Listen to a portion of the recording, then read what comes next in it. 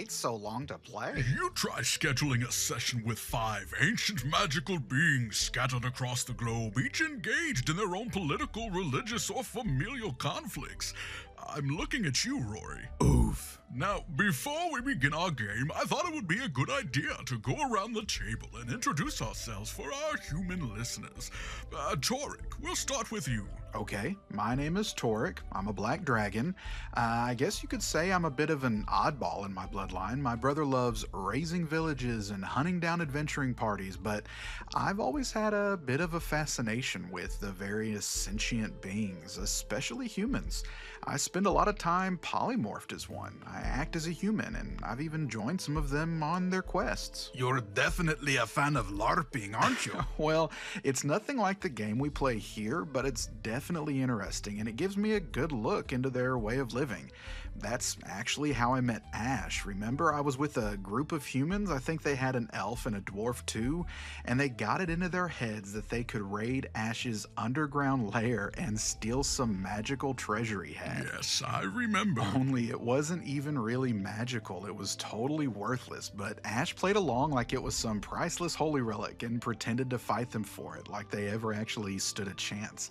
At least until one of them took it too far and actually hurt him. No, one of them cast Fireball and completely destroyed a Households and Humans campaign I'd spent half a century developing. Oh yeah, you were so mad. He was about to go all fire and brimstone on these guys. So I had to reveal my true self and pretend to fight him off so they could escape with their relic. You bit my tail, Torrik. I had to be convincing.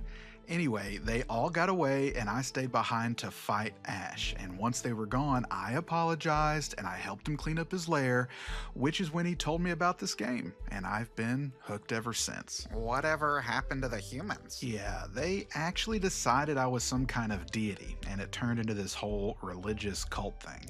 I have to show up as like an astral kind of projection every few decades when they start getting too rowdy, and give them some impossible quest to keep them from trying to take over the world or seek vengeance on Ash for killing me. You know you're going to have to deal with that someday. Yeah, probably, but not today. Indeed. Laire, why don't you go next? Sure, okay. My name is Laire, not Larry, and I am a gold dragon. Roar. I have been called eccentric once or twice in my lifetime. You can say that again. Which part? Laire, many of our human friends have asked why a metallic dragon such as yourself would be playing with chromatic dragons like us. That's a fair question, and to be honest, the old me would never have even considered spending time with a bunch of chromies like you guys. Hey, watch the slurs, man. Sorry, old habits, you know. Anyway, I was actually a high priest for the metallic dragons, and it's a funny story actually. There was this magical curse or sickness or something that was spreading all across the metallics, and I sacrificed myself by absorbing it all, and it sent my mind into this eternal void of madness. How is that a funny story? Although I guess it wasn't actually eternal, because it was only a few centuries before a group of adventurers performed some ritual to help me snap out of it. They were some cool dudes, but ever since then I just don't like being around the other metallics. They're all so stiff and stuck up.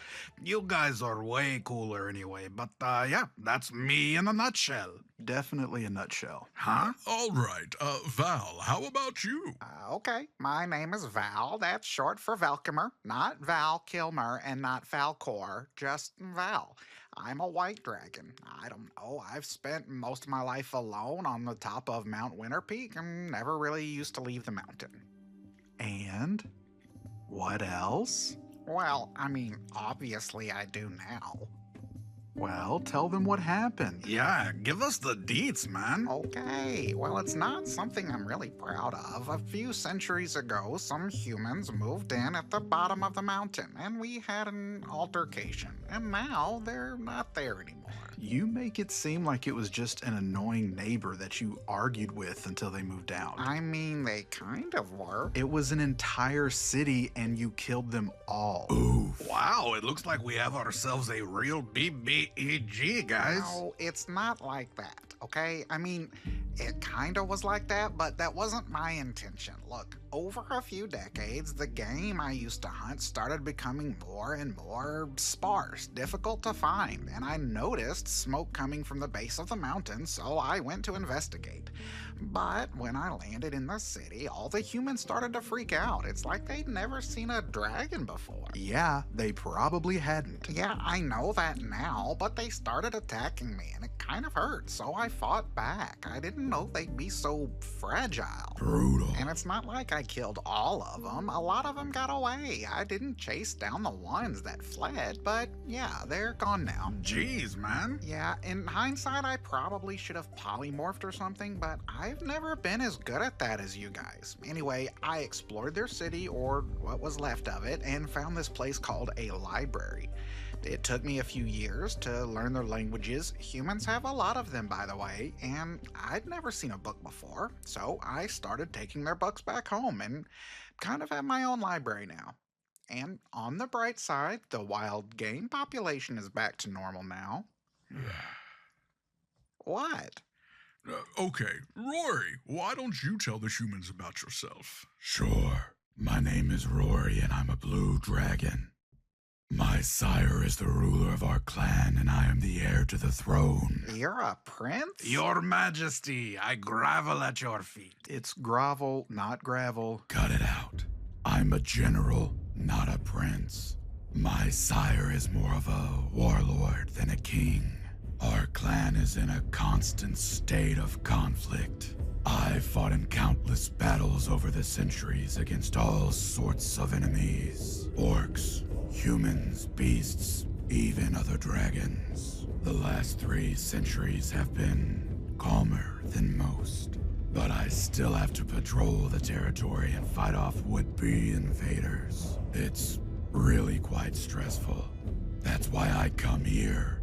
Households and humans grants a quiet reprieve that I can't find anywhere else. Eloquently put, Roary. Okay, now that we've all introduced ourselves, can we please get the game started? For real, I love you guys, but I'm ready for some H&H. Wait, what about you, Ash? What about me? You've been around longer than any of us, and you're running the game. Yeah, that's right. And surely our head of household has a story to tell. Oh, I have many stories to tell, but my own is quite long, longer than we might have time for right now.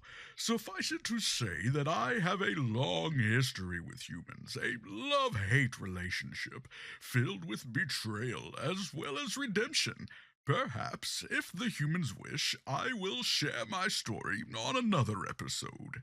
Yeah, that kind of sounds like a cop-out. Oh, my apologies. I thought you wanted to play households and humans, but I suppose if you do not wish to play... Oh, no, we want to play. Guys, just let it be.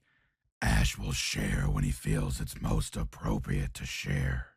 Let's just play some households and humans. Very well. Then let us begin.